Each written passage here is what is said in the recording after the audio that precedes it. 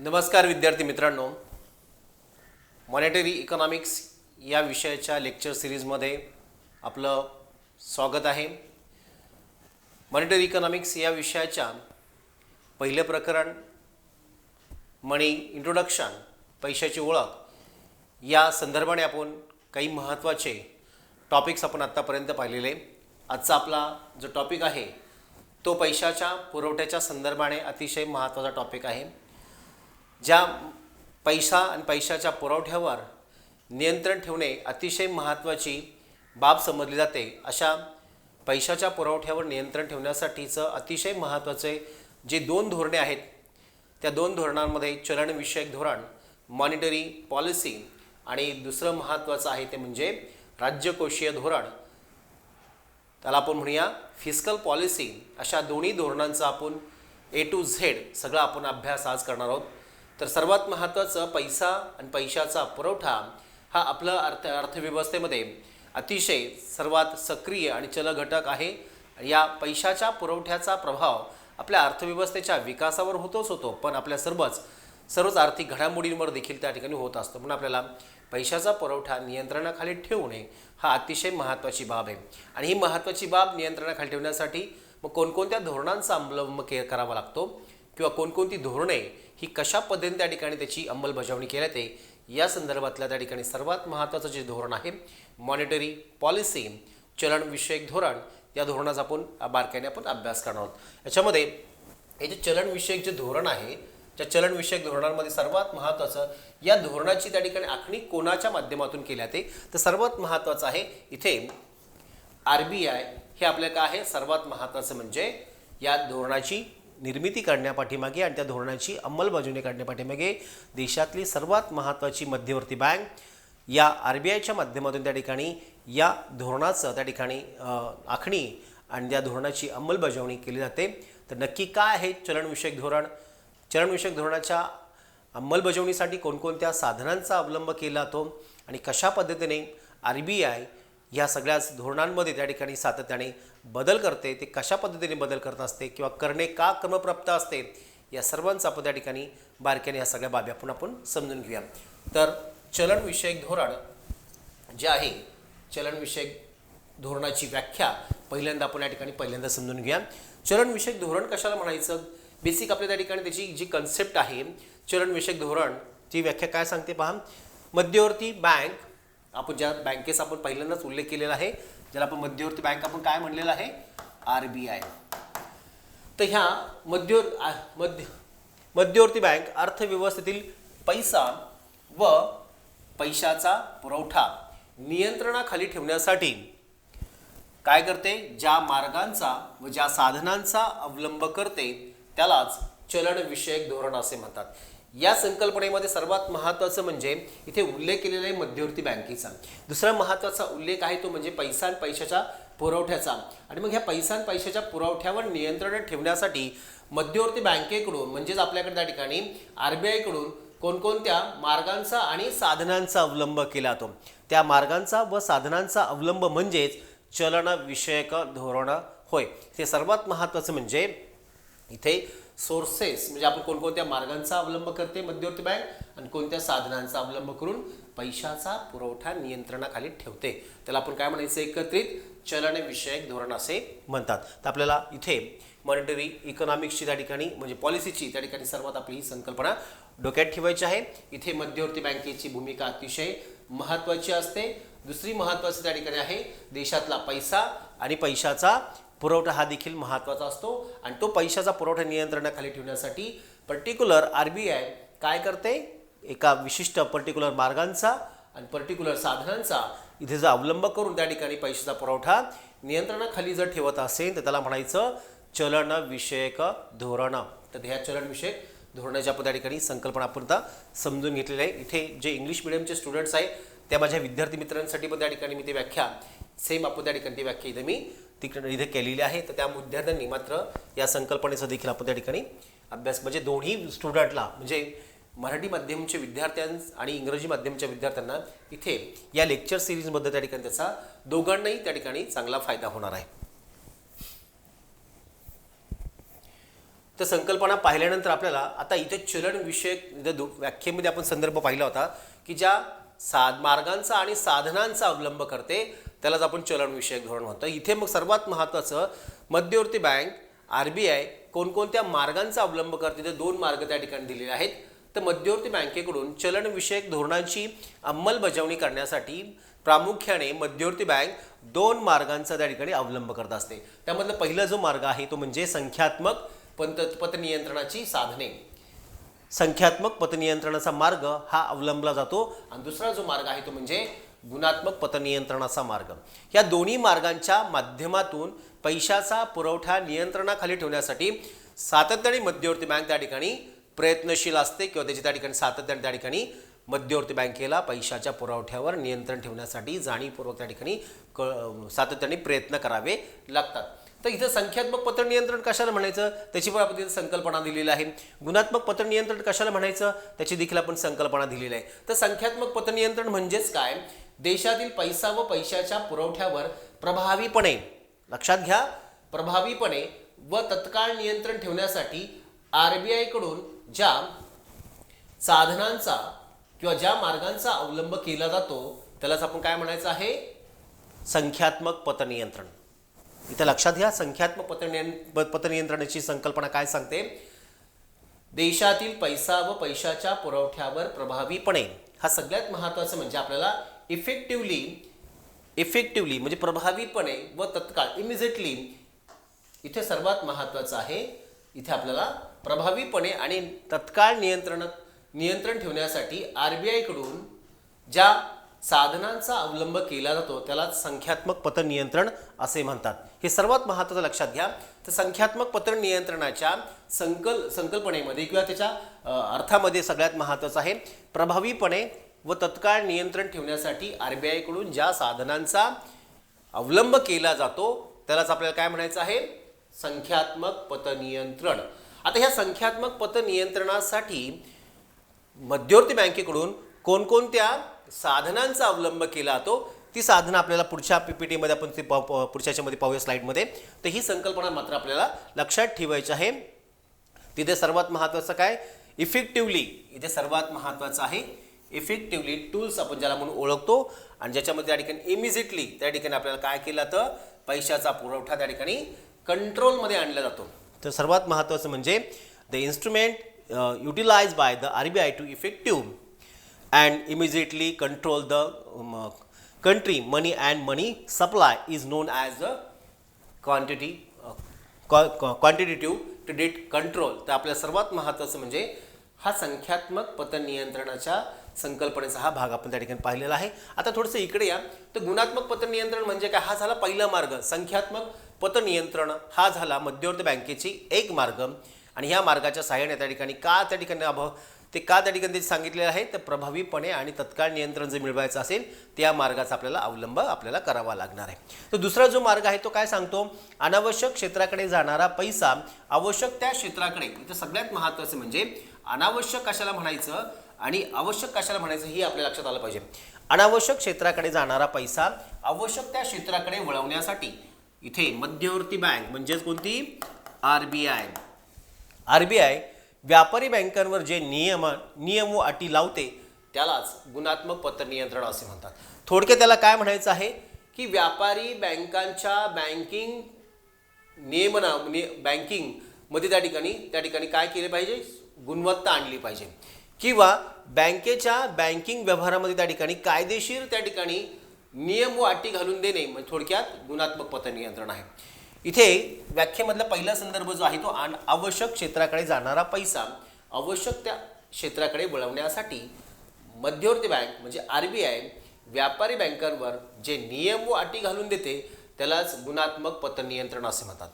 विद्यार्थी मित्रांनो लक्षात घ्या, अनावश्यक क्षेत्राकडे जाणारा पैसा म्हणजेच कोणता, तर ज्या खऱ्या अर्थाने आपल्याला जिथे पैसा जाणं फारसं गरजेचं नाही. उदाहरणार्थ आपल्याकडे जर ऑप्शन्स असेल की आपल्याकडे बँकेला कर्जाला मागणी करणाऱ्या त्या ठिकाणी अनेक प्रकारच्या त्या ठिकाणी कर्जदार आपल्यापुढे बँकेच्या पुढे आले.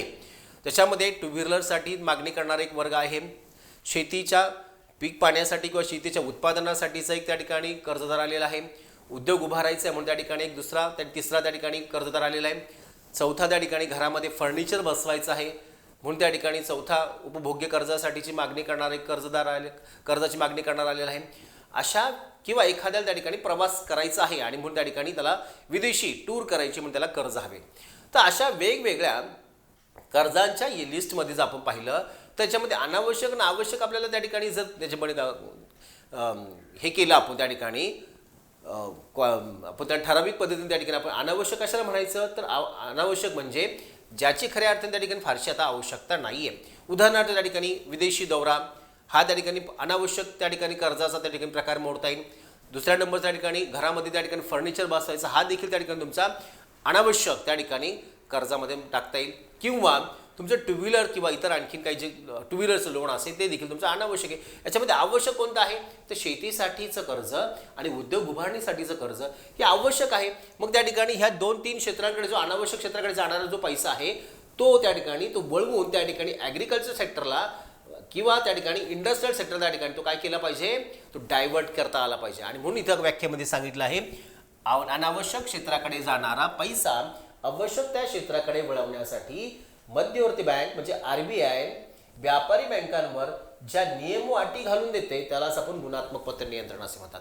उदाहरणार्थ RBI काय करते मग तर कर्ज वाटपासाठी काय केलेलं असं त्यांना एक विशिष्ट त्या ठिकाणी मर्यादा घालून दिल्या जाते आणि त्याची गाईडलाईन पण दिली जाते. कोणत्या क्षेत्राला किती कर्ज द्यायचं किती प्रमाणात द्यायचं याची संपूर्ण त्या ठिकाणी कर्ज वाटपाचा त्या ठिकाणी आराखडा किंवा त्या अटी शर्ती RBI कडनं त्या ठिकाणी व्यापारी बँकांना त्या ठिकाणी दिल्या जातात. त्यालाच आपण काय म्हणायचं गुणात्मक पत नियंत्रण. मग हे गुणात्मक पत नियंत्रण काय आहे तर क्वालिटी आपण त्या ठिकाणी इम्प्रूव्हमेंट करण्याकडे आपण जातोय. कुणाची व्यापारी बँकांची जी व्यापारी बँका त्या ठिकाणी आपल्या बँकिंग याच्यामधनं बँक व्यवसायाच्या त्या ठिकाणी प्रक्रियेमधनं अनावश्यक क्षेत्राकडे जाणारा पैसा त्या ठिकाणी जाऊ नये किंवा बँकेच्या त्या ठिकाणी व्यवहारामध्ये त्या ठिकाणी अनियमितता त्या ठिकाणी येऊ नये म्हणून त्या ठिकाणी अशा प्रकारे RBI व्यापारी बँकांच्या बँक व्यवसायावर नियमन करण्यासाठी ज्या अटी व शर्ती घालून देते त्यालाच आपण म्हणायचं गुणात्मक पत नियंत्रण. आता या गुणात्मक पत नियंत्रणामध्ये काही वेगवेगळी साधने आहेत ते आपण समजून घेतले पाहिजे. म्हणजे इथे संख्यात्मक आणि गुणात्मक हे दोन्ही जे काय आहेत हे आहेत मार्ग. तर RBI काय करते सर्वात महत्त्वाचं म्हणजे ह्या 2 सोर्सचा त्या ठिकाणी अवलंब करत असते. मध्यवर्ती बँक देशातील पैसा आणि पैशाचा पुरवठा नियंत्रणाखाली ठेवण्यासाठी संख्यात्मक आणि गुणात्मक अशा 2 मार्गांचा अवलंब करून पैशाचा पुरवठा नियंत्रणाखाली ठेवण्यासाठी प्रयत्न करते. त्या प्रयत्नालाच आपण म्हणायचं आहे चलन संख्यामान धोरण. तर ह्याच्यात आपल्या त्या ठिकाणी थोडंसं आपण पुढे जाऊया. आता इथे संख्यात्मक पत नियंत्रणाची साधने कोणती आहेत आणि त्याची अंमलबजावणी कशी केली जाते तर आपण सुरुवातीला आपण पाहिलं आहे चलनविषयक धोरण म्हणजे काय चलनविषयक धोरणाची संकल्पना पाहिली आहे. चलनविषयक धोरणाचे त्या ठिकाणी 2 महत्त्वाचे त्या ठिकाणी मार्ग असतात संख्यात्मक आणि गुणात्मक. संख्यात्मक पत नियंत्रण म्हणजे काय तेही पाहिलं आहे. गुणात्मक पत नियंत्रण म्हणजे काय तेही पाहिलं आहे. आता आपल्याला पर्टिक्युलर साधनं कोणती वापरली जातात तर त्या साधनांमध्ये संख्यात्मक पत नियंत्रणाची साधने जी आहेत तिथे त्या ठिकाणी पुढे दिली आहेत. तर संख्यात्मक पत नियंत्रणाच्या साधनामध्ये त्या ठिकाणी दिलेलं आहे बँक रेट हा सगळ्यात महत्त्वाचा इफेक्टिव्ह आणि त्या ठिकाणी आपण काय म्हणूया इमिजिएटली पैशाच्या पुरवठ्यावर नियंत्रण ठेवण्यासाठीचं प्रभावी साधन आहे. हे काय इन्स्ट्रुमेंट आहे.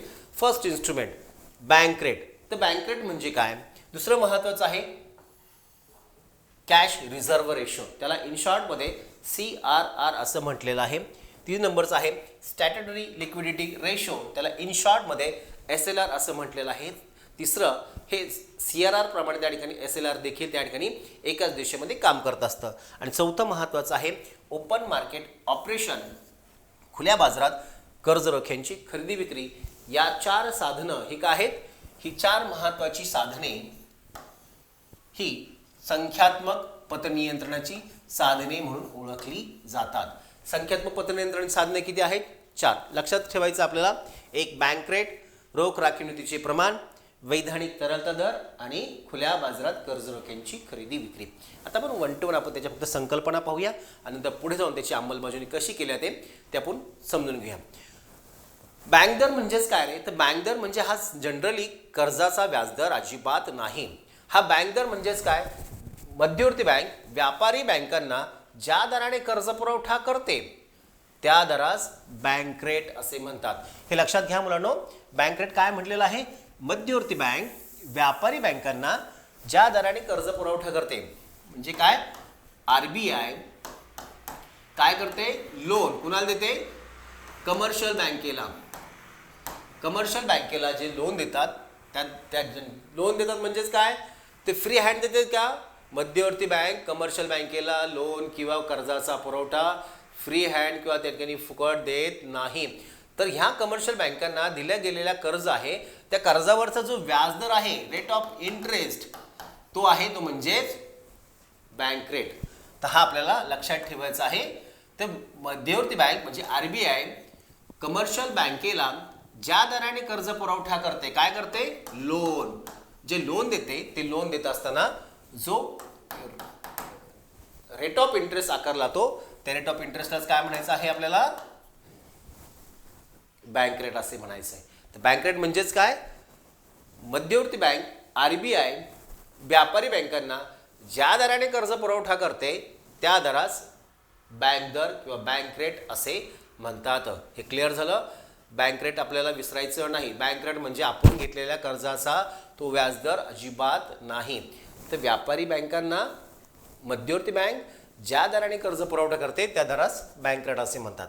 तर सध्याचा किती आहे तो पण आपण पुढच्या स्लाइडमध्ये आपण ते पाहणार आहोत. पुढे आहे रोख राखीव निधीचे प्रमाण. आता हे रोख राखीव निधीचे प्रमाण म्हणजेच काय, कॅश रिझर्व्ह रेशो. आता इथं लक्षात घ्या, ही पण संकल्पना आपण डोक्यात ठेवायची आपल्याला.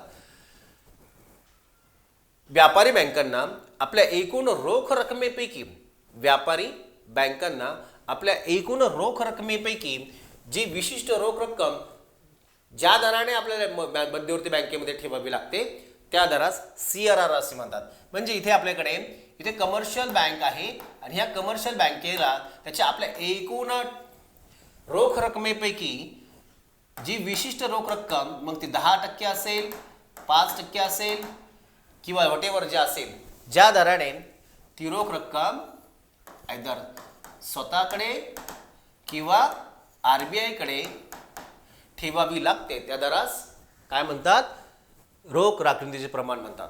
पुन्हा एकदा समजून घ्या. व्यापारी बँकांना आपल्या एकूण ठेवींपैकी किंवा एकूण रोख रकमेपैकी जी विशिष्ट रोख रक्कम ज्या दराने मध्यवर्ती बँकेमध्ये ठेवावी लागते त्या दरास रोख राखीव निधीचे प्रमाण असे म्हणतात. व्यापारी बँकांना आपल्या एकूण रोख रकमेपैकी जी विशिष्ट रोख रक्कम ज्या दराने मध्यवर्ती बँकेमध्ये ठेवावी लागते त्या दरास रोख राखीव निधीचे प्रमाण असे म्हणतात. Cash reserve ratio CRR. तो CRR सध्या किती आहे, मध्यवर्ती बँकेमध्ये ह्या सगळ्या व्यापारी बँकांना किती प्रमाणात रोख रक्कम त्या ठिकाणी तिथे जमा करावी लागते ती आपल्या त्या ठिकाणी तो पर्सेंटेज आपण पुढच्या स्लाइडमध्ये आपण पाहूया. तिसरं महत्त्वाचं साधन आहे ते म्हणजे आहे वैधानिक तरलता दर. तर वैधानिक तरलता दर म्हणजेच काय, तर वैधानिक तरलता दर म्हणजे स्टॅट्युटरी लिक्विडिटी रेशो SLR. त्याची संकल्पना काय सांगते लक्षात घ्या. जसं व्यापारी बँकांना आपल्या एकूण रोख रकमेपैकी जी विशिष्ट रोख रक्कम ज्या दराने मध्यवर्ती बँकेमध्ये ठेवावी लागले त्या दराला आपण CRR असं म्हटलेलं आहे, रोख राखीव प्रमाण. सेम तसंच इथे मात्र रोख रक्कम नाहीये, तर इथे आहे तरल मालमत्ता. तर व्याख्या काय सांगते इथे, व्यापारी बँकांना आपल्या एकूण तरल मालमत्तेपैकी जी विशिष्ट दराने तरल मालमत्ता मध्यवर्ती बँकेमध्ये त्या ठिकाणी जमा करावी लागते किंवा ठेवावी लागते त्या दरास वैधानिक तरलता दर असे म्हणतात. I repeat again. व्यापारी बँकांना आपल्या एकूण तरल मालमत्तेपैकी जी विशिष्ट टक्क्याने तरल मालमत्ता मध्यवर्ती बँकेमध्ये ठेवावी लागते त्या दरास वैधानिक तरलता दर असे म्हणतात. आता ही तरल मालमत्ता कशाला म्हणायची, तर तरल मालमत्ता म्हणजे सोने असेल, चांदी असेल किंवा रोखे असतील, या सगळ्याच आपल्या तरल ज्याचं रूपांतरण सहजासहजी पैशामध्ये केलं जाऊ शकतं किंवा होतं अशा मालमत्तेला काय म्हणायचं, तरल मालमत्ता. लिक्विड एकदम, याच्यामध्ये ज्याचं काय कन्व्हर्जेशन पैशामध्ये लगेच होणार आहे किंवा ते केलं जाऊ शकतं त्याला आपण काय म्हणायचं, लिक्विड असेट. जे सोने आहे, चांदी आहे, रोखे असतील, बॉन्ड्स असतील, जे काय आपण त्या ठिकाणी हुंड्या असतील, वचन चिठ्ठ्या असतील, त्याला आपण काय म्हणायचं आहे, तरल मालमत्ता. पैसा रोख रक्कम वगळता आणखीनही बँकेकडे काही आणखीन तरल मालमत्ता ही एक प्रकारची रोख रक्कम त्या ठिकाणी लिक्विड असेट म्हणून त्या ठिकाणी बँकेकडे असते, ती देखील कमी करण्यासाठी काय करते मग इथे RBI त्या ठिकाणी या SLRच्या माध्यमातून स्टॅट्युटरी लिक्विडिटी रेशोच्या माध्यमातून त्या ठिकाणी रोख रकमेबरोबर तरल मालमत्ता देखील त्या ठिकाणी कंट्रोलमध्ये ठेवण्यासाठी हा देखील दर महत्त्वाचा आहे. म्हणजे एका बाजूने फक्त पैशाचे पुरवठ्यावर नियंत्रण थेट चलनावर म्हणजे नाणी व नोटांवर नियंत्रण ठेवून चालणार नाही, तर त्याचबरोबर त्याच्यावर निर्माण झालेला दुसरा जो पैसा आहे तो पैसा तो देखील आपल्या कंट्रोलमध्ये ठेवणं गरजेचं आहे, किंवा पैशामध्ये सहजासहजीमध्ये रूपांतरण त्या ठिकाणी मालमत्तेचं होऊ शकतं. अशी मालमत्ता देखील कंट्रोलमध्ये ठेवण्यासाठी RBI इथे काय करते, वैधानिक तरलता दराच्या माध्यमातून त्या ठिकाणी इथे प्रयत्न करत असते. तर इथे सर्वात महत्त्वाचं आहे रोख रकमेप्रमाणेच इथे तरल मालमत्ता जी नियंत्रणाखाली ठेवणे महत्त्वाचं आहे. हा इथं प्रयत्न म्हणजे आपल्याला वैधानिक तरलता दराच्या माध्यमातून तो केला जातो.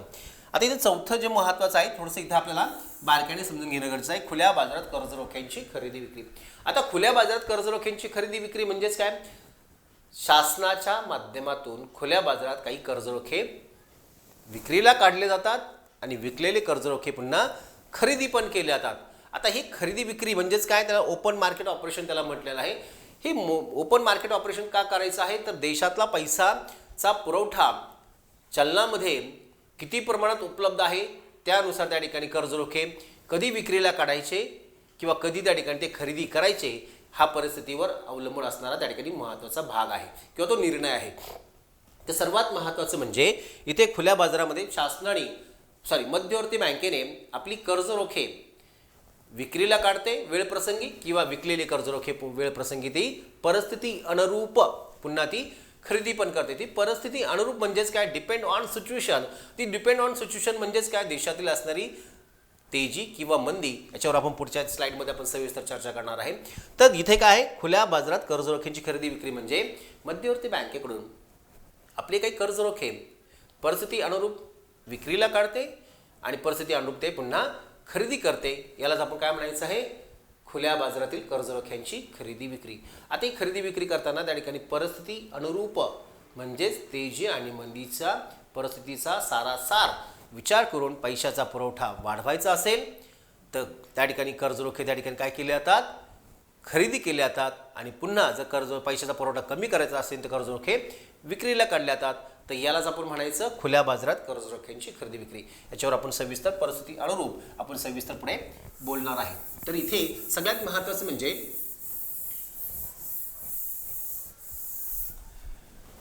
बँक दर, रोख राखीव प्रमाण, वैधानिक तरलता दर आणि खुल्या बाजारात कर्जरोख्यांची खरेदी विक्री हे चारही महत्त्वाचे हे काय आहेत, हे संख्यात्मक पतनियंत्रणाची साधने आहेत. हे आपल्याला लक्षात ठेवायचं. किती आहेत साधने? 4. तर आपण थोडंसं पुढे जाऊया. आता गुणात्मक पतनियंत्रण आपली एक बाजू आपण पूर्ण झालेली आहे संख्यात्मक पतनियंत्रणाची. आपल्याला गुणात्मक पतनियंत्रण म्हणजे काय तेही आपण समजून घेतलेलं आहे की अनावश्यक क्षेत्राकडे जाणारा पैसा आवश्यक त्या क्षेत्राकडे वळवण्यासाठी RBI कडनं किंवा मध्यवर्ती बँकेकडून व्यापारी बँकांवर ज्या नियम व अटी घालून दिले जातात त्यालाच आपण काय म्हणायचं आहे, गुणात्मक पतनियंत्रण. आणि मग अशा गुणात्मक पतनियंत्रणाच्या माध्यमातून ज्या नियम व अटी घालण्याचा त्या ठिकाणी प्रयत्न केला तो इथे त्या ठिकाणी आपल्याला ह्या वेगवेगळ्या त्या ठिकाणी साधनांच्या माध्यमातून तो सांगितलेला आहे. हे थोडक्यात हे काय आहे तर व्यापारी बँकेचे त्या ठिकाणी कार्यप्रणाली अधिक चांगली व्हावी, ती क्वालिटेटिव्ह व्हावी याच्यासाठीचा केलेला हा प्रयत्न आहे. ह्या व्यापारी बँकांमध्ये घालून दिलेल्या नियम व अटी आहेत असं म्हटलं तरी हरकत नाही.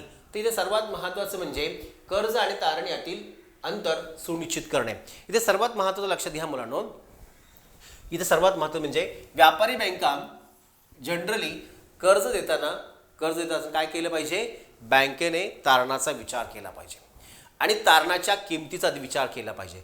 कर्ज आणि तारण यातील अंतर योग्य असलं पाहिजे. म्हणजे एखाद्या XYZ व्यक्तीने 10 लाखाची कर्जाची मागणी केलेली आहे आणि 10 लाखाची कर्जाची मागणी केल्यानंतर बँकेने लगेच त्याला 10 लाख पुढच्या क्षणी देणं योग्य आहे का, तर अजिबात नाही.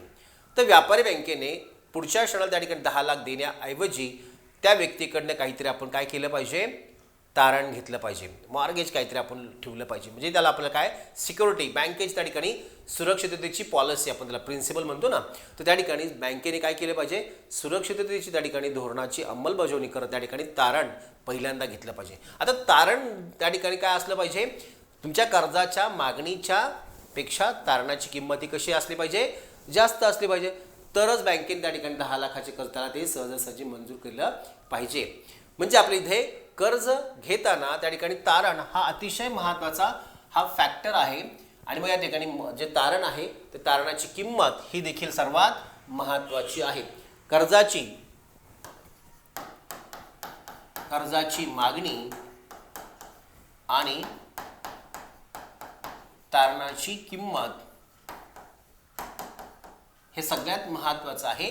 आणि मग इथे त्या ठिकाणी काय केलं पाहिजे, परिस्थिती अनुरूप त्याने इथे समजा कर्जाची मागणी 10 लाख आहे आणि त्याची तारण त्या ठिकाणी किंमत आहे 15 लाख आहे. आता बँकेने इथे काय केलं पाहिजे, सगळ्यात महत्त्वाचं तारण तर आहे सफिशियंट, त्याची अमाऊंट त्याच्या तारण्याच्या किमतीपेक्षा कमी आहे कर्जाची किंमत, कर्जाची मागणी, मात्र इथे मात्र 10 लाख द्यायचे की नाही द्यायचे हा सगळा त्या ठिकाणी बँकेच्या पैशाच्या, देशातील उपलब्ध असणाऱ्या पैशाचा पुरवठा आणि देशातील असणारी प्राप्त परिस्थिती आर्थिक, ती म्हणजे तेजी आणि मंदी या दोन महत्त्वाच्या बाबी. म्हणजे तेजी असेल तर मध्यवर्ती व्यापारी बँकांनी 10 लाख कर्ज देणे योग्य होईल का, तर अजिबात योग्य होणार नाही. कारण तेजीच्या कालखंडामध्ये पैशाचा पुरवठा कसा असतो, तो पैशाचा पुरवठा हा जास्त असतो, हे लक्षात घ्या. इथे आपल्याला पैशाचा पुरवठा तेजीमध्ये जास्त असतो. मग या ठिकाणी जर 10 लाखाची जर मागणी केली आणि 10 लाख दिले तर कदाचित त्या पैशाच्या पुरवठ्यामध्ये आणखीन भर पडू शकते. म्हणून इथे व्यापारी बँकांनी तेजीच्या परिस्थितीमध्ये, कोणत्या तेजीच्या परिस्थितीमध्ये कर्जाची मागणी 10 लाख जरी असली तर त्या ठिकाणी कर्जाच्या मागणीपेक्षा त्या ठिकाणी कर्जाची रक्कम त्या ठिकाणी कमी मंजूर केली पाहिजे. मग काय केली पाहिजे, 8 मंजूर करा, 7 मंजूर करा, व्हॉटेवर बँकेची जी काय पॉलिसी असेल, पण कर्जाची मागणी आहे तशी त्या ठिकाणी 100% त्या ठिकाणी पूर्ण करू नये. म्हणून आपल्या ठिकाणी याचं अंतर आता किती ठेवलं पाहिजे, हे अंतर कमी करण्याचा प्रयत्न केला पाहिजे. म्हणजेच काय केलं, तेजीच्या कालखंडामध्ये कर्ज आणि तारण, कर्जाची मागणी आणि तारणाची किंमत त्याच्यामधलं अंतर काय केलं पाहिजे, ते जास्तीत जास्त वाढवलं पाहिजे. काय केलं पाहिजे, ते वाढवलं पाहिजे, हे अंतर वाढवले पाहिजे. आणि या उलट मंदीची जर परिस्थिती असेल, मंदीच्या कालखंडामध्ये देशात पैशाचा पुरवठा मुळात कमी असतो, लोकांच्या हातात पैसा नसतो, आणि मग अशा परिस्थितीमध्ये जर कर्जदाराने 10 लाखाची मागणी केली असेल तर आणि मुळात अर्थव्यवस्थेमध्ये पैशाचा पुरवठा कमी आहे, त्यामुळे त्या ठिकाणी या परिस्थितीमध्ये काय केलं पाहिजे, 10 लाखाच्या मागणीला त्या ठिकाणी कमीत कमी 9 लाख किंवा 8 लाख त्या ठिकाणी मंजूर केले पाहिजे. म्हणजेच काय केलं पाहिजे, इथे अंतर कमी केलं पाहिजे. कर्ज आणि मागणी आणि तारणाची किंमत त्याच्यामधले अंतर कमी ठेवलं पाहिजे. म्हणजेच काय झालं, याच्यामध्ये अंतर कमी आहे. म्हणजे इथे कमीत कमी तेजीच्या कालखंडामध्ये कमीत कमी कर्ज मंजूर करावे. थोडक्यात आपण असं म्हणूया, कमी कर्ज दिले पाहिजे. आणि इकडे काय केले पाहिजे, इकडे जास्त कर्ज दिले पाहिजे. तर जास्त कर्ज देणे म्हणजेच काय, तर कर्ज आणि तारण्यातील अंतर कमी ठेवणे. जे आपण वाक्य दिले ना, तर कर्ज आणि तारण्यातील अंतर सुनिश्चित करणे, म्हणजे गॅप इन बिटवीन, जो गॅप आहे याच्यामधला कर्जाचा, लोन आणि त्याच्यावरचं मॉर्गेजचं प्राइस, याच्यामधलं अंतर काय आहे, कमी ठेवलं पाहिजे. या उलट तेजीच्या कालखंडामध्ये अंतर ते जास्त ठेवलं पाहिजे, म्हणजे कमी कर्ज दिले पाहिजे. इथे कर्ज जर त्या ठिकाणी कमी द्यायचं असेल तर काय केलं पाहिजे, यांच्यामध्ये अंतर वाढवलं पाहिजे. या उलट तुम्हाला जर जास्तीत जास्त कर्ज द्यायचे असेल तिथं काय केलं पाहिजे, अंतर कमी ठेवलं पाहिजे. हा फरक लक्षात घ्या मुलांनो. तिथं इथे बारकाईने आपल्याला कर्ज आणि तारण यांच्यातील अंतर सुनिश्चित करण्यासाठी मुळात आपल्याला कर्जाची असणारी मागणी त्या ठिकाणी आकडा किंवा ते काम, कर्जाची असणारी त्या ठिकाणी मागणी रक्कम आणि तारणाची किंमत ती रक्कम, याच्यामध्ये त्या ठिकाणी अंतर किती ठेवायचं आहे, ते कमी ठेवायचं आहे की जास्त, म्हणजे कर्ज जास्त मंजूर करायचे आहेत की कमी मंजूर करायचे आहे, तर हे त्याच्यावरती त्या ठिकाणी हे तुमचं सुनिश्चित करण्यावरती भर दिला. तर तोही कसा, तेजी आणि मंदी ह्या दोन परिस्थितीवर विचारात सारासार विचार घेऊन पैशाचा पुरवठा अर्थव्यवस्थेत तो वाढवायचा आहे, तो कमी करायचा आहे, याचा निर्णय त्या ठिकाणी व्यापारी बँकांना तो घ्यावायचा असतो. हे सर्वात महत्त्वाचं आहे. तर तुम्ही मुलांना लक्षात घ्या, तुम्ही तेजीच्या कालखंडात तुम्ही आता जर बँकेकडे जर गेलात तर तुम्ही कर्जाला कितीही मागणी केली तर तुम्हाला कर्ज 100% तेवढे मिळणार नाही. या उलट तुम्ही मंदीच्या कालखंडामध्ये जर बँकेकडे कर्जाला मागणी घेऊन गेलात आणि तुम्ही जर कर्ज जेवढं मागितलं आहे तेवढंच जास्तीत जास्त कर्ज तुम्हाला त्या ठिकाणी बँकेकडनं देण्याचा प्रयत्न केला जातो. इन शॉर्टमध्ये म्हणजे लक्षात घ्या, आपल्याला समराईज की तुमची प्राप्त परिस्थिती म्हणजे तेजी आणि मंदी या दोन कालखंडानुसार त्या ठिकाणी व्यापारी बँकांनी काय केलं पाहिजे, पैशाचा पुरवठा वाढवायचा आहे की तो कमीट करायचा आहे, यासाठी त्या ठिकाणी कर्ज आणि तारण यातील अंतर सुनिश्चित करण्याचा त्यांनी प्रयत्न केला पाहिजे. इथे त्या ठिकाणी बँक व्यवस्था त्या ठिकाणी ह्या बरोबरच इथे काय होतं, हा नियम वाटी बँकेची सुरक्षितता हा घटक देखील त्या ठिकाणी पालन करत असतो. दुसरं महत्त्वाचा नियम घालून दिलेला आहे. काय केलेला आहे दुसरा नियम, आरबीआयने उपभोग्य कर्जावर नियंत्रण ठेवलं पाहिजे. उपभोग्य कर्जावर नियंत्रण ठेवलं पाहिजे म्हणजेच काय केलं पाहिजे, उपभोग्य कर्जावर नियंत्रण ठेवणे. आता उपभोग्य कर्जावर नियंत्रण म्हणजेच काय, व्यापारी बँकांना अनेक प्रकारचे कर्जाची मागणी त्यांच्याकडे होत असते किंवा केली जाते आणि मग इथे उपभोग्य कर्ज हे ठिकाणी काय आहे, अनावश्यक कर्ज आहे. उपभोग्य कर्ज हे कसं आहे, अनावश्यक कर्ज आहे आणि मग अशा उपभोग्य कर्जावर काय केलं पाहिजे, व्यापारी बँकांनी नियंत्रण ठेवलं पाहिजे किंवा ते कंट्रोलमध्ये ठेवलं पाहिजे. म्हणून एकूण बँकेच्या 100% कर्जाच्या वाटपापैकी फक्त 10% किंवा 5%च कर्ज काय आहेत याच्यासाठी मंजूर असतात उपभोग्य कर्जावरती.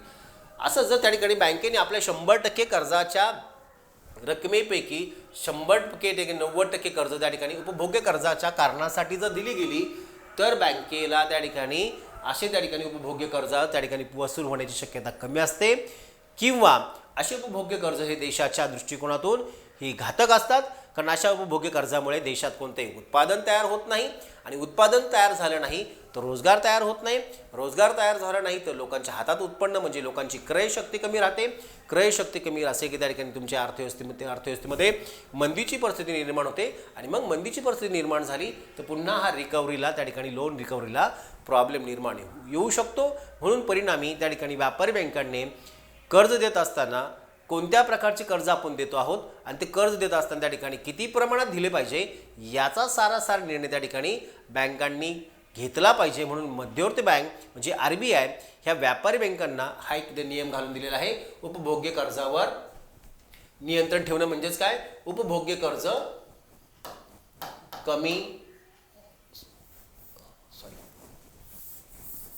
उपभोग्य कर्ज कमी प्रमाणात मंजूर करणे हे सगळ्यात महत्त्वाचं आहे. हा जो नियम आहे तो लक्षात घ्या मुलांनो. तर इथे काय दिलेलं आहे, सर्वात महत्त्वाचं म्हणजे उपभोग्य कर्जावर नियंत्रण ठेवणं म्हणजेच काय आहे, कमी प्रमाणात हे कर्ज मंजूर केले पाहिजे. 100% कर्जापैकी फक्त काही विशिष्ट 5 किंवा 10%च कर्ज उपभोग्य कर्जासाठी ती दिली पाहिजे. आता उपभोग्य कर्ज म्हणजे कोणती, तर ज्याच्यामध्ये घरामध्ये फर्निचर करायचं आहे, घरामध्ये TV घ्यायचा आहे, घरामध्ये वॉशिंग मशीन घ्यायची आहे किंवा घरामध्ये आणखी काही इतर सुखसुविधेच्या उपभोग्य वस्तू खरेदी करण्यासाठी जर त्या ठिकाणी कर्ज घेतलं जात असेल तर त्याला म्हणायचं उपभोग्य कर्ज. हे लक्षात घ्या मुलांनो. कर्जाच्या प्रकारामधला हा कन्झ्युमर लोन जो आहे तो देखील तुमचा अतिशय उपभोग्य कर्ज हे कमी प्रमाणात बँकांनी दिलं पाहिजे. ते अनावश्यक आहे, ज्याच्यापासून कोणतंही उत्पादन मिळत नाही. हे लक्षात घ्या. पुढे दुसरं आहे हंगामी कर्जावर नियंत्रण ठेवणे.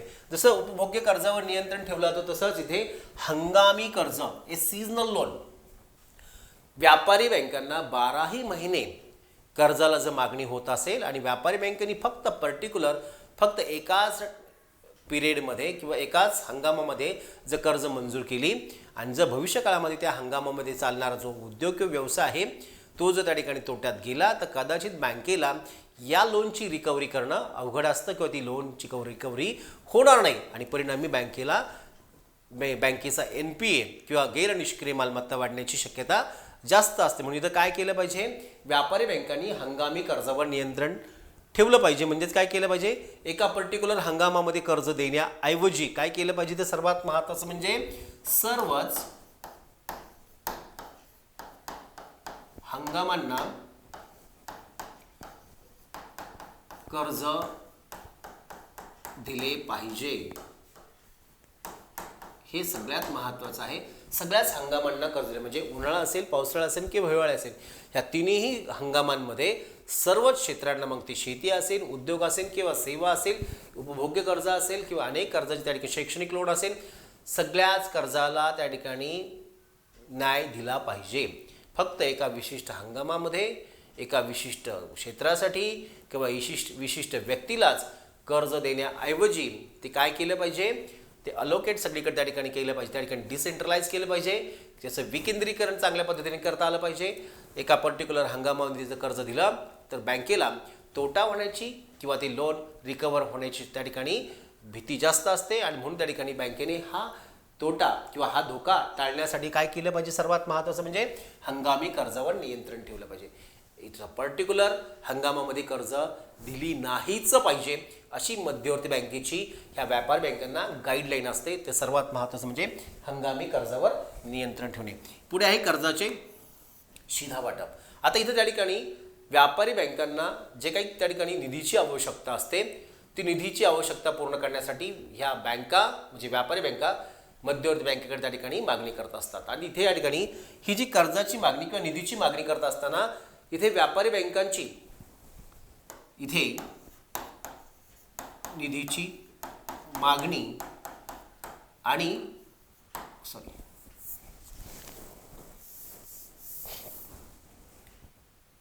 आवश्यकता, ह्या दोन्ही गोष्टी त्या ठिकाणी विचार घेतल्या पाहिजे. समजा बँक ऑफ महाराष्ट्राने RBI कडे त्या ठिकाणी 100 कोटी निधीची मागणी केली आहे. तर 100 कोटीच्या 100 कोटी मध्यवर्ती बँकेने म्हणजे RBIने महाराष्ट्र बँकेला दिले पाहिजे का, तर त्याचा त्या ठिकाणी आपण 100% याला नकार दिला पाहिजे. तर मुळात त्या ठिकाणी त्याची जी निधीची गरज आहे ती गरज आणि आवश्यकता विचारात घेऊन त्या ठिकाणी ते 100 कोटी द्यायचे की नाही द्यायचे, किती प्रमाणात द्यायचे, याचा सारासार त्या ठिकाणी कर्जाच्या निधी वाटपामध्ये त्या ठिकाणी तो अवलंबून असतो. म्हणजे इथे त्या ठिकाणी प्राप्त परिस्थिती म्हणजे तेजी आणि मंदीची परिस्थिती काय आहे, त्या बँकेला खरंच त्याची आवश्यकता आहे का, ते कोणत्या कारणासाठी त्याची आवश्यकता आहे, बँकेला आपला बँक व्यवसाय वाढवण्यासाठी त्या ठिकाणी कर्ज हवेत का, कन्झ्युमर लोन वाढवायचं म्हणून त्या ठिकाणी बँकेने कर्जाला मागणी केली आहे का. तर या सगळ्या बाबींचा सारासार त्या ठिकाणी तंतोतंत अभ्यास करून मध्यवर्ती बँक किंवा RBI काय करत असते, ह्या व्यापारी बँकांना कर्जाचं शिधा वाटप करत असते. म्हणजे बाजारात अनावश्यक पैसाही जायला नको आणि अर्थव्यवस्थेमध्ये त्या ठिकाणी अनावश्यक क्षेत्राकडे पैसा जाऊ नये या हेतूने हा सगळ्यात महत्त्वाचा भाग आहे. आता आपण व्याख्येमध्ये पाहिलं होतं संकल्पनेमध्ये, अनावश्यक क्षेत्राकडे जाणारा पैसा आवश्यक त्या क्षेत्राकडे वळवण्यासाठी मध्यवर्ती बँक ज्या मार्गांचा अवलंब करते ही त्या मार्गांमधला हा सगळ्यात एक महत्त्वाचा मार्ग आहे, म्हणजे कर्जाचे शिधा वाटप. RBI त्या ठिकाणी इतर बँकांना कर्जाचं वाटप करत असताना किंवा निधीचं वाटप करत असताना त्या बँकेची निधीची असणारी गरज आणि आवश्यकता विचारात घेऊनच त्या ठिकाणी त्याला निधी पुरवला जातो. इथे ब्लाइंडली कुठेही त्या ठिकाणी RBI त्या ठिकाणी कर्जाचा वाटप करत नाही, हे सगळ्यात महत्त्वाचं आहे. पुढे आहे नैतिक समजून. आता हे सगळ्यात हे 1, 2, 3, 4 जे आहेत हे तुमचा नियमअटीचा भाग आहे म्हणून. म्हणजे थोडक्यात काय दिलेलं आहे, मध्यवर्ती बँकेने तारण घेतल्याशिवाय कर्ज देऊ नये हा पहिला नियम त्यांनी दाखवलेला आहे. दुसरं सांगितलं उपभोग्य कर्ज त्या ठिकाणी जास्तीत जास्त मंजूर करू नये.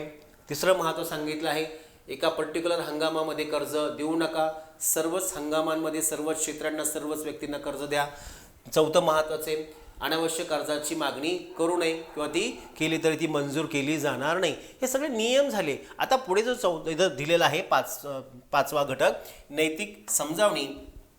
इथे नैतिक समजावणी म्हणजेच काय, तर थोडंसं आपल्या इथे ज्यावेळेस ह्या व्यापारी बँका मध्यवर्ती बँकेने घालून दिलेल्या नियम व अटीचं त्या ठिकाणी पालन करत नसेल तर अशा बँकेचा बँक व्यवसाय हा अनधिकृत बँक व्यवसाय म्हणून ओळखला जातो. आणि मग इथे त्या बँकेने जर RBIच्या गाईडलाईन्स फॉलो केल्या नसतील तर अशा बँकेला प्राथमिक स्वरूपाची पहिल्यांदा RBI कडनं काय होते, त्याला नोटीस पाठवली जाते.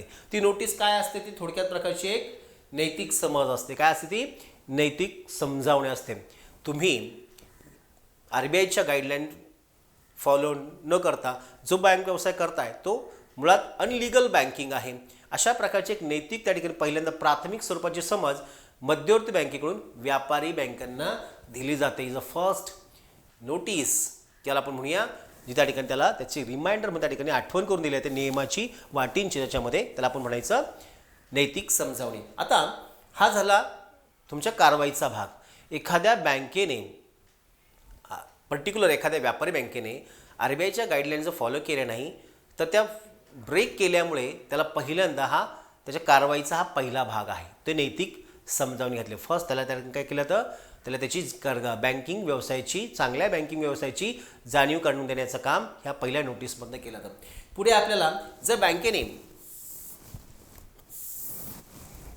अशा प्रकारे बँकेने दिलेल्या नैतिक नोटीसचा, म्हणजे त्याला जी फर्स्ट त्या ठिकाणी रिमाइंडर दिलेला आहे, नैतिक समजावणी घातली आहे, अशी समजावणी करून देखील त्या ठिकाणी व्यापारी बँकेने जर आपला बँक व्यवसाय सुधारला नाही आणि घालून दिलेल्या नियम व अटीनुसार बँक व्यवसाय केला नाही तर अशा बँकेच्या विरोधात त्या ठिकाणी कारवाई म्हणून दुसरा मार्ग त्या ठिकाणी पत्करला जातो, तो म्हणजे कोणता, प्रत्यक्ष कारवाई. RBI काय करते तर अशा व्यापारी बँकांना कोणत्याही प्रकारचं कर्ज देत नाही किंवा त्यांच्या कोणत्याही ठेवी ते स्वीकारत नाही. म्हणजे थोडक्यात सर्वच आर्थिक संबंध तोडते.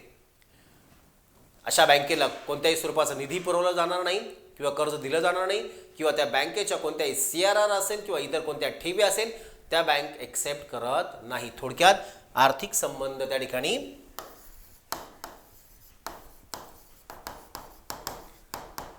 आर्थिक संबंध तोडते. इथे आर्थिक संबंध त्या बँकेशी असणारा तो तोडला जातो. हा झाला इथे गुणात्मक पत नियंत्रणाच्या कारवाईच्या भागामधला दुसरा महत्त्वाचा भाग. नैतिक समजावणी करून देखील बँकेने आपला बँक व्यवसायाचा त्या ठिकाणी सुधारला नाही तर अशा बँकेच्या विरोधात प्रत्यक्ष कारवाईच्या माध्यमातून त्या बँकेशी असणारे सर्वच आर्थिक संबंध तोडले जातात. आता हे आर्थिक संबंध तोडल्यानंतर देखील एखाद्या व्यापारी बँकेने जर आपला बँक व्यवसायामध्ये सुधारणा केली नाही तर इथे मात्र मध्यवर्ती बँक त्या बँकेच्या विरोधात शेवटच्या कारवाईचा भाग म्हणजे तो म्हणजे प्रसिद्धी, पब्लिसिटी या मार्गाचा अवलंब करते. हे लक्षात घ्या, ही जी पब्लिसिटी आहे ती पब्लिसिटी करत असताना त्या ठिकाणी काय करते मग, तर जनरली या मार्गाचा अवलंब बँक करत नाही. का करत नाही त्याच्या पाठीमागचं तुम्हाला ते कारणही मी सांगतो तुम्हाला. पण प्रत्यक्षात इथे कारवाईचा तिसरा जो शेवटचा जो भाग येतो म्हणजे प्रसिद्धी. म्हणजेच काय, तर प्रसिद्धी म्हणजे संबंधित व्यापारी बँकेच्या अनधिकृत बँक व्यवसायासंदर्भात जाहीर काय केले जाते, सार्वजनिक ठिकाणी त्या ठिकाणी त्याची पब्लिसिटी केली जाते. म्हणजे वर्तमानपत्र असेल, TV चॅनल्स असतील, म्हणजे इलेक्ट्रॉनिक्स आणि प्रिंट मीडिया अशा दोन्हीच्या माध्यमातून व्यापारी बँक काय करते, एक नोटीस जारी करते.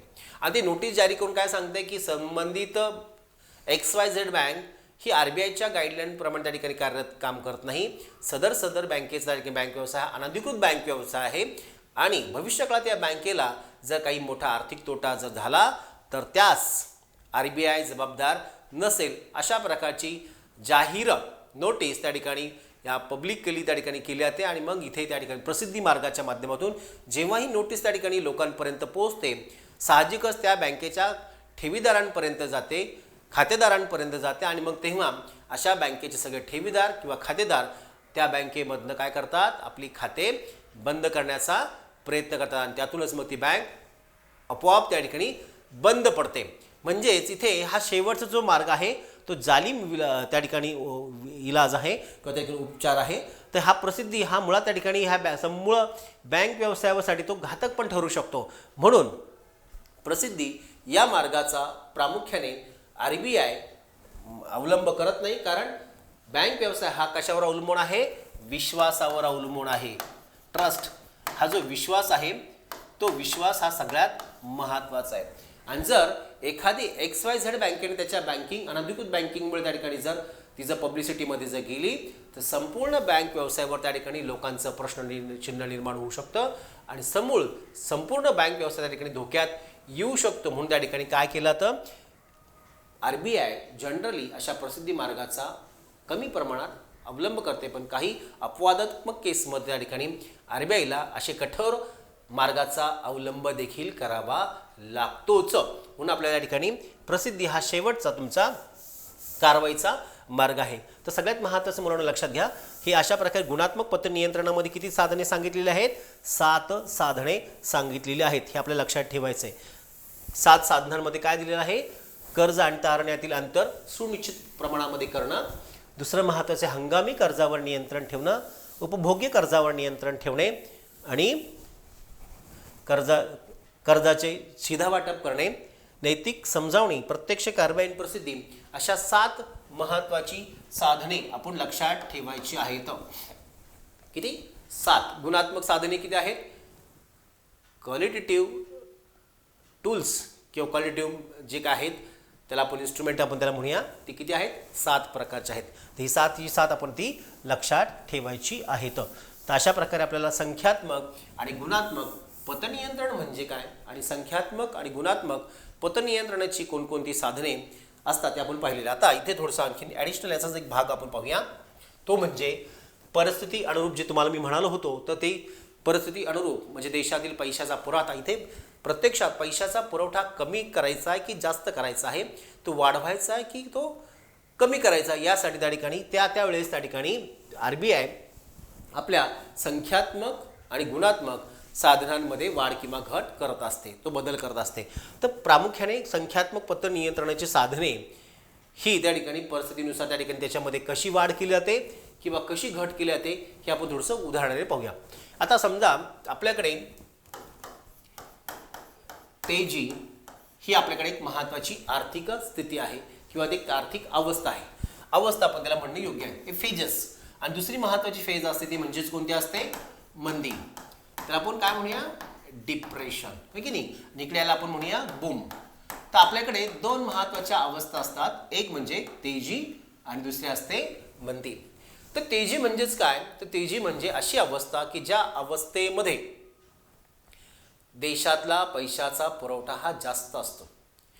देशात रोजगार का जास्त असतो? कारण मुळात या ठिकाणी आपल्या देशामध्ये उत्पादनाचं प्रमाण जास्त असतं, परिणामी उत्पादन जास्त म्हणून रोजगार जास्त, रोजगाराचं प्रमाण जास्त म्हणून त्या ठिकाणी लोकांची खरेदी शक्ती जास्त, खरेदी शक्ती जास्त म्हणून त्या ठिकाणी डिमांड जास्त, डिमांड जास्त म्हणून त्या ठिकाणी पुन्हा त्या ठिकाणी सप्लाय आणखीन तो वाढत असतो. आणि परिणामी अशा एक सकारात्मक परिस्थितीमध्ये तेजी म्हणजेच काय? एक चैतन्यदायक किंवा अतिशय बूम असणारी त्या ठिकाणी अवस्था जी आहे, ज्या तेजीच्या अवस्थेमध्ये पैशाचा पुरवठा कसा असतो? मुळात जास्त असतो. पैशाचा पुरवठा कसा असतो? तो इथे लक्षात ठेवायचा आहे, पैशाचा पुरवठा हा जास्त असतो.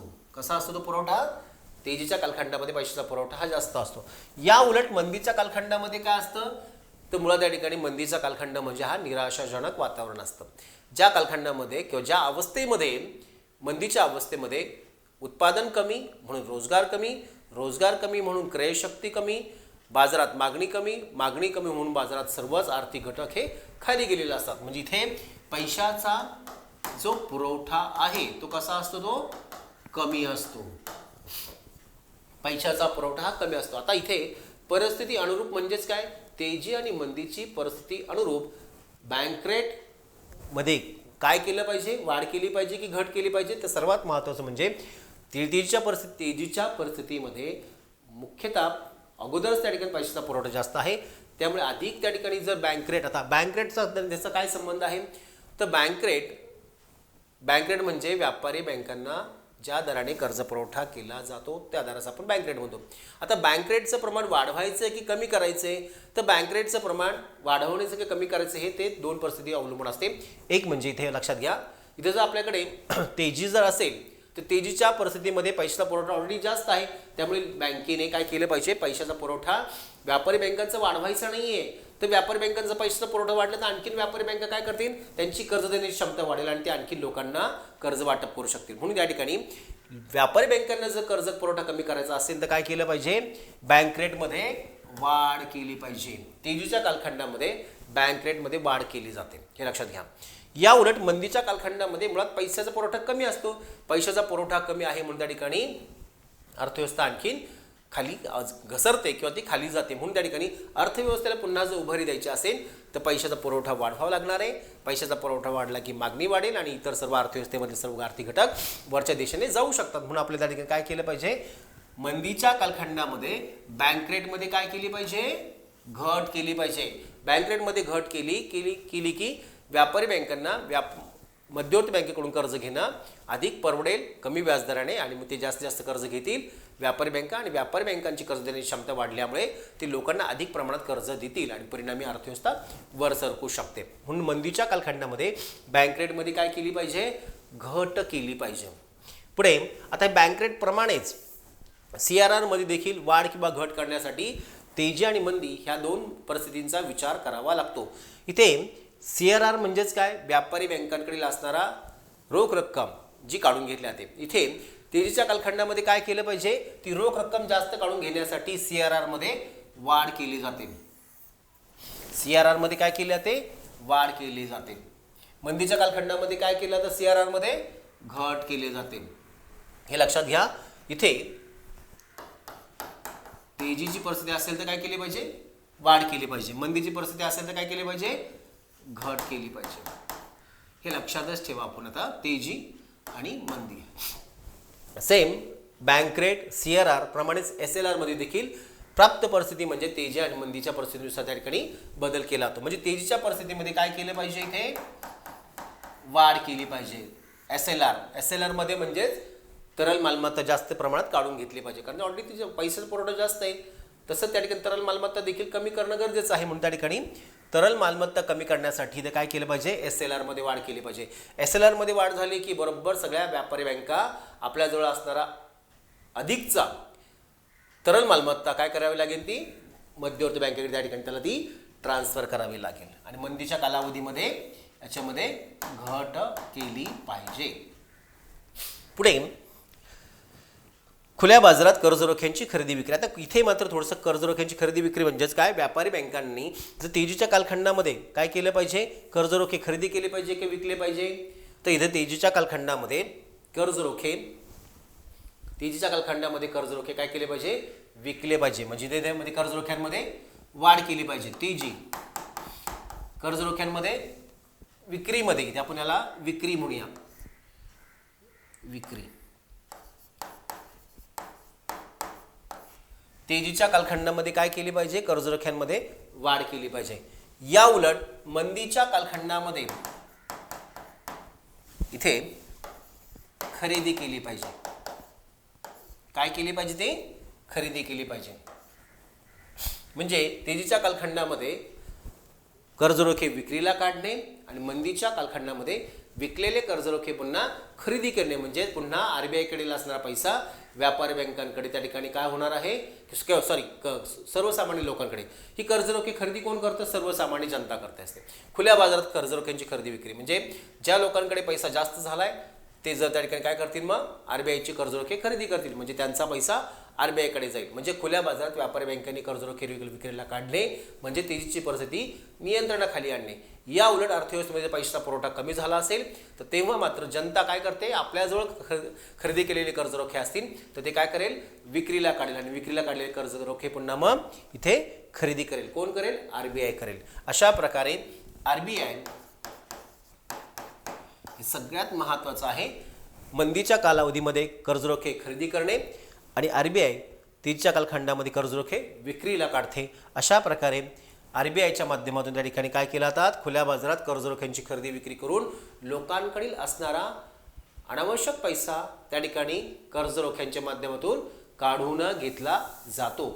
या उलट जेव्हा आवश्यक असेल त्या कालखंडामध्ये पुन्हा ती कर्जरोखे खरेदी करून पैसा पुन्हा अर्थव्यवस्थेमध्ये पाठवला पण जातो. अशा प्रकारे इथे सर्वात महत्त्वाचं इथे चलनविषयक धोरण, या चारही चलनविषयक धोरणाची आपण सविस्तर सर्वच बाजूने आपण त्या ठिकाणी विचार करतो. आपण शेवटच्या टप्प्यामध्ये मात्र लक्षात घ्या, इथे 13 मार्च 2026चं सध्याचं RBIचं बुलेटिनचं त्या ठिकाणी आपण आढावा घेतोय. आणि इथे आपल्याला जे बँकेची प्रत्यक्ष ज्याला आपण पॉलिसी रेट म्हणतो त्या पॉलिसी रेटमध्ये त्या ठिकाणी आपल्याकडे सध्या बँक रेट किती आहे तो बँक रेट आपण त्या ठिकाणी पाहायचा आहे. CRR किती आहे, SLR किती आहे, रेपो आणि रिव्हर्स रेपो रेट किती आहे ते फक्त लक्षात घ्या. हा त्या ठिकाणी तुमचा कॉम्पिटेटिव्ह एक्झामसाठी हा अतिशय महत्त्वाची संख्यात्मक बाजू आहे, जिथे त्या ठिकाणी परीक्षेला विचारले जातात. सध्याचा बँक रेट किती आहे, तर बँक रेट आहे 5.50, 5.5% आपला हा काय आहे सध्याचा